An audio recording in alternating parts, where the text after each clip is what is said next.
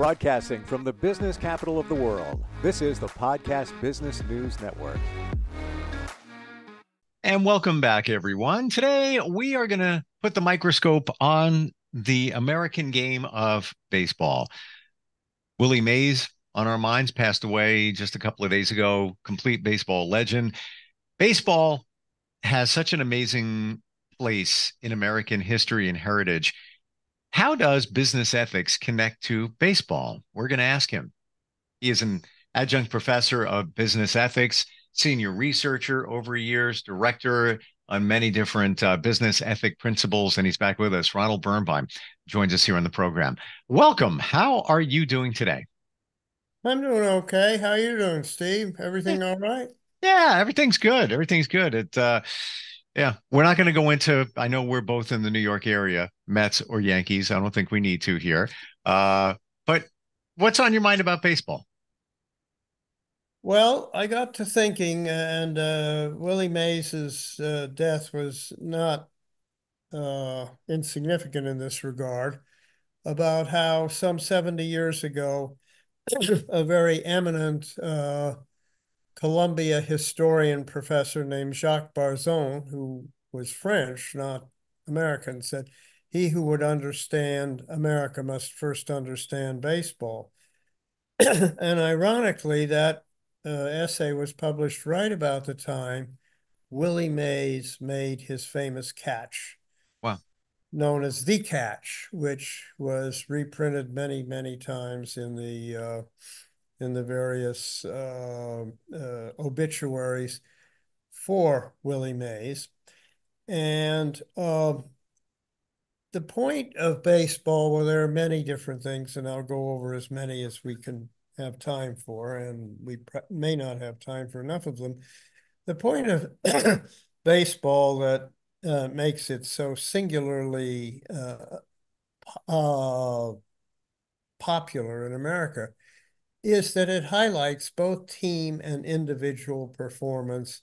And the catch, the famous Willie Mays catch, is possibly one of the best illustrations ever of that. Now, in 1954, the New York Giants were tied in the first game, and it went into extra innings with the Cleveland Indians. The Giants had won the National League pennant by a few games, not a particularly spectacular performance for the year. The Cleveland Indians had set an all-time American League record for games won in a single season, 111 out of 154.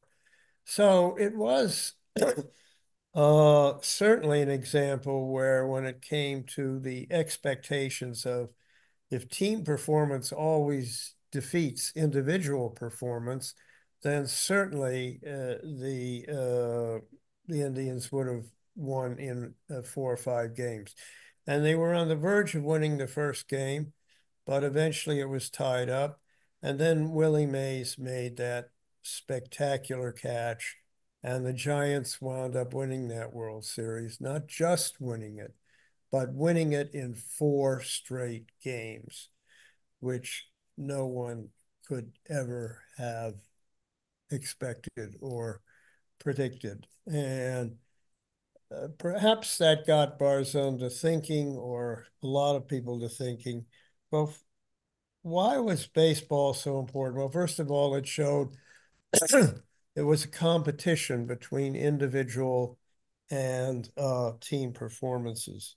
Good example when besides Willie Mays was when the Baseball Hall of Fame was opened in 1937 in Cooperstown. The first 5 players named, one of them, Walter Johnson, a pitcher, was played for a singularly unimpressive team, the Washington Senators. One might even add that the the reputation of the Washington Senators, not necessarily the baseball team, hasn't improved all that much over the years. But in any event, Johnson won, and Babe Ruth, who was also named to no one's great surprise, was a case of team and individual performance, but it's the combination of the two that interests people, and the team versus individual performance. Now, the second thing is that baseball, from the very beginning, developed its own a system of metrics for measuring both team and individual performance, which has been constantly been reworked over the years. I was a great baseball fan for many years. Now, when I look at things other than possibly the batting average, uh, I see performance measures that I never would have recognized. There has always been a world famous guru on that. Right now, that gentleman's name is Bill James, and he's perhaps the most famous and widely quoted author outside of in the English language outside of Shakespeare. And the methodology is known as sabermetrics. Now, I don't know just exactly how that word was devised, but that's what it is. And there are these different performance measures. And if you have a Google feed that talks about things just such as this, you'll see endless sort of Talmudic discussions over which player was better than another based on these various different metric systems. The third thing, of course, is the famous color barrier, and baseball's history mirrors the American history of that period. Uh, it started kind of, I think, as a village game, and there was no discrimination. There were professional teams anyway in most cases.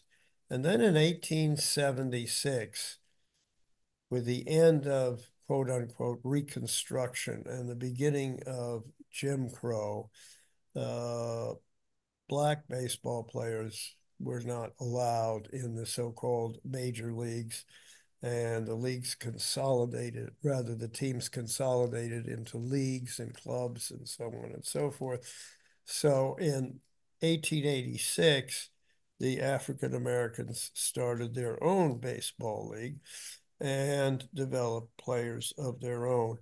Now, in conformity to American history and the contours of American history itself, over time,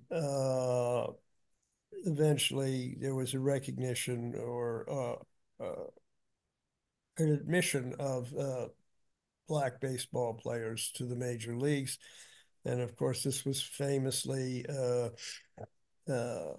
handled and sort of orchestrated by a gentleman by the name of Branch Rickey, who was the general manager of the Brooklyn Dodgers. He signed Jackie Robinson, who had been playing in the black leagues for the Kansas City Monarchs in 1945. No coincidence, really. I think that the willingness or the ground was sort of prepared by World War II, which generated a feeling of greater willingness to include African Americans in the American story. But Branch Rickey had devised something which was unusual and which helped him to ease Jackie Robinson into the major leagues to the extent that it was humanly possible. And that was the so-called farm system, where there were lesser leagues in smaller cities or cities where there was less of an appetite for baseball. They got enough experience so that the team could have confidence, and so could they, that they could perform well in the majors. So Jackie Robinson, Brooklyn's farm team, was Montreal. Guess what? Montreal, not in the United States. Hmm. And Jackie went off there. It's not clear whether he ever passed a French test, but he certainly passed two other tests. He won the batting championship in the International League, which was ranked second only to the majors in terms of league caliber. And Montreal won the pennant. He was brought up to Brooklyn, where in the first year he and his teammates won the pennant, the National League pennant. And those 10 years that Jackie Robinson played for Brooklyn, and I was just growing up and learning about baseball at the time, were the golden age of not just baseball, in my opinion, but certainly the Brooklyn Dodgers. So the easing of the color lines and eventual elimination of them. Then came the next similarity, which was gambling. Gambling and baseball went together like a horse and carriage. And this should surprise no one because of the infamous Black Sox scandal, and possibly the most famous figure in the gambling world in terms of providing a liaison between baseball and gambling was an American New York gentleman by the name of Arnold Rothstein, who began his career as a bail bondsman near the Tombs prison downtown.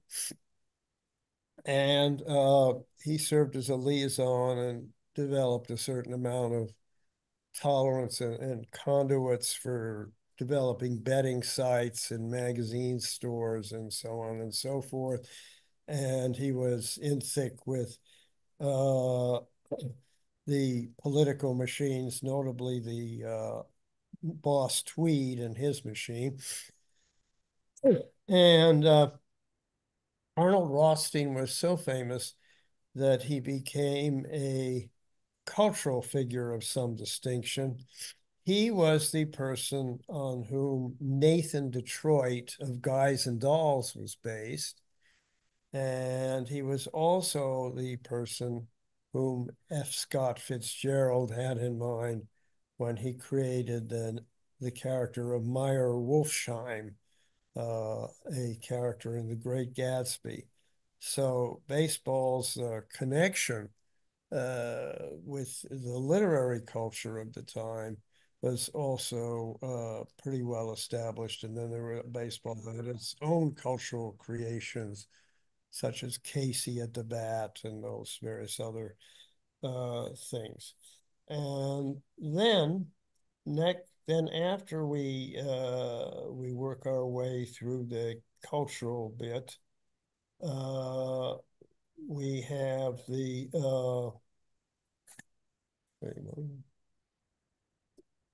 creation of memorabilia. Like any great civilization, baseball had its own art and art forms, the most famous of which were the baseball cards. Now, I remember when I came home from my first year in college, and my mother proudly displayed the major security zone that she had set up for my stamp collection. Hmm. And I asked her, what about the baseball cards? And she said, oh, I gave those to your cousin. I thought he might enjoy them. And I could only just twitch, and simply because those baseball cards were important artifacts to me. But not so long thereafter, this was a complete set of Topps 1953 baseball cards. Mickey Mantle, Yogi Berra, each one of those single cards worth considerably more than my stamp collection. And So I don't know what a complete set of Topps 1953 baseball cards would cost now. You might Mm, have to organize an IPO to buy it. yeah, But right. the baseball cards are a very important part of baseball culture. And then we come to the consolidation, the recognition, and in the last decade or so, a number of players from the so-called Black Baseball League, and some who played in both leagues, like Satchel Paige, for example, uh, have been elected to baseball's Hall of Fame. And recently, there was a consolidation of the record keeping, which records being so important to baseball. And what the record commission determined was that Josh Gibson, the greatest black player of his day and of all time, Josh Gibson had a lifetime record batting average of 372 compared to Ty Cobb, who was number 2 on the list, 367. Wow. Cobb won, Gibson 2.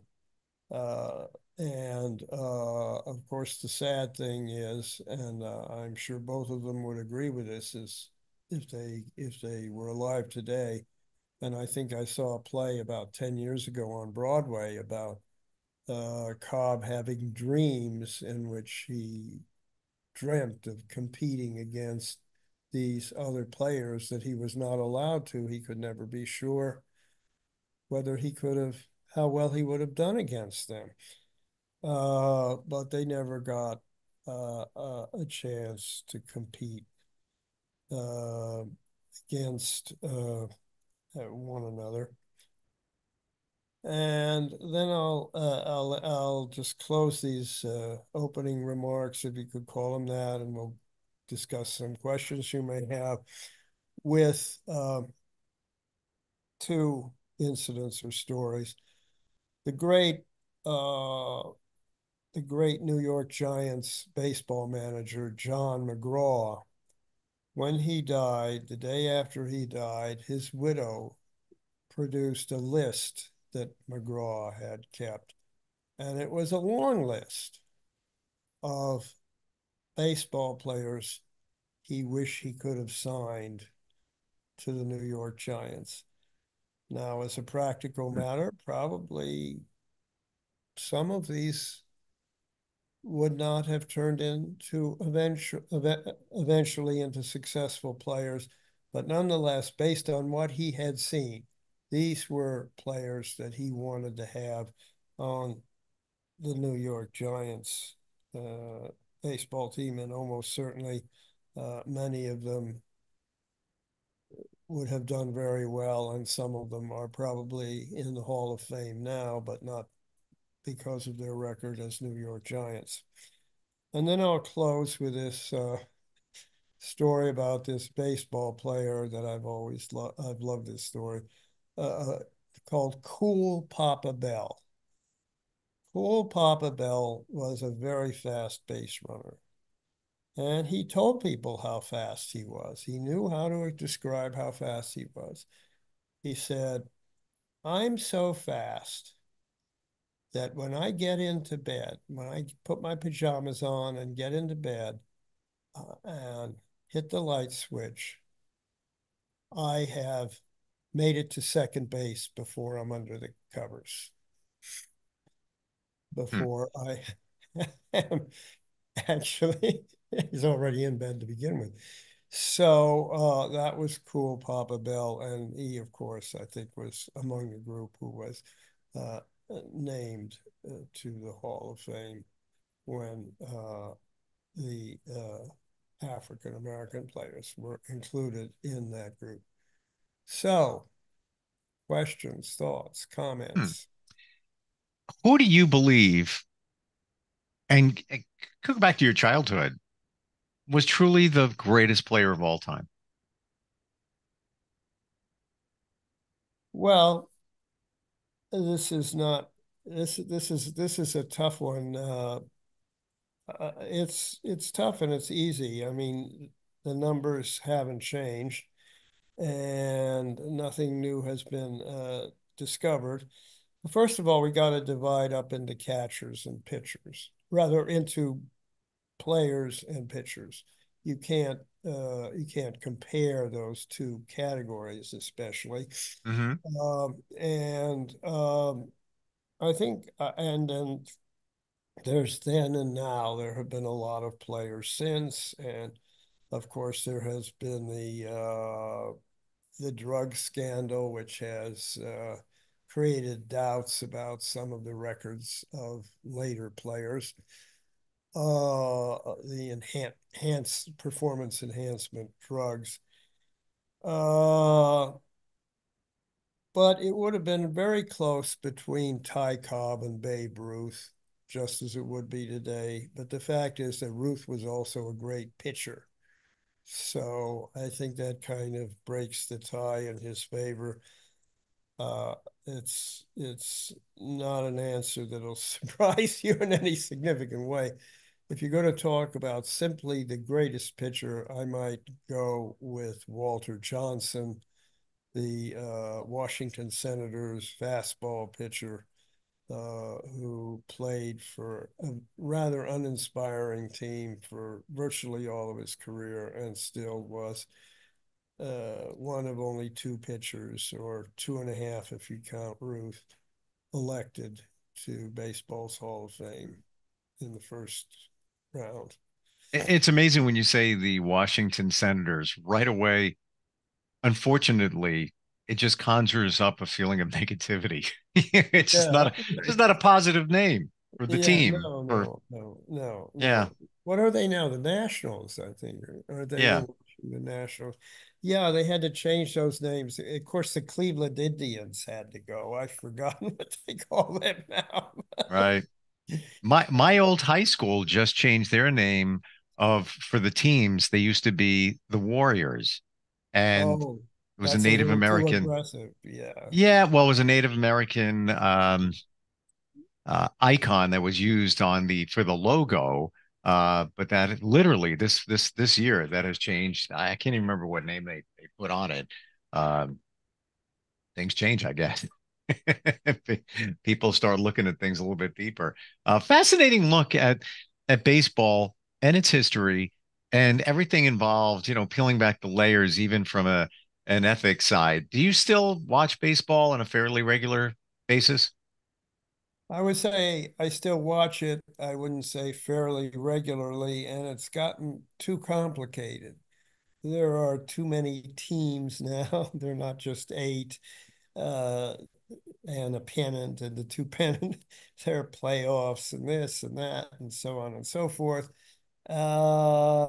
But I think that it mirrors, as I said in my run up to, I guess, what you would call about 1960, which was the year that the Dodgers moved to Chavez Ravine in Los Angeles. It sort of mirrors American history, and Yes. it is a simpler world and Hmm. a simpler game. Yeah. 100%. It does mirror American's history, and I never thought it that way. The one thing we have to answer one day is the $12 hot dog at the ballpark. The $12, yeah, the Okay. $12 hot dog. You know something? I went to some event, I don't even remember what it was, and there was a quarter pounder with cheese there. And you know what the quarter pounder with cheese cost? Yeah, how much? $16.90. Wow.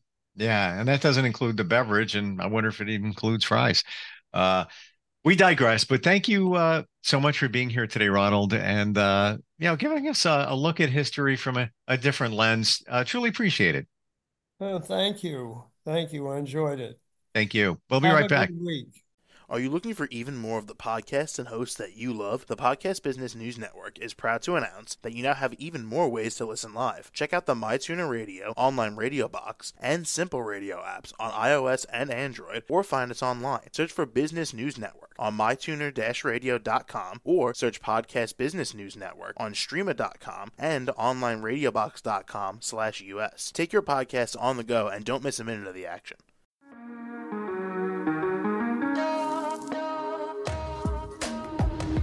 Broadcasting from the business capital of the world, this is the Podcast Business News Network. For nearly 2,000 severely injured veterans, everyday life has become filled with barriers. Day-to-day simple tasks can become pretty daunting. I have to carry my chair up 2 flights of steps or have somebody do it for me. What scares me the most is just the falling.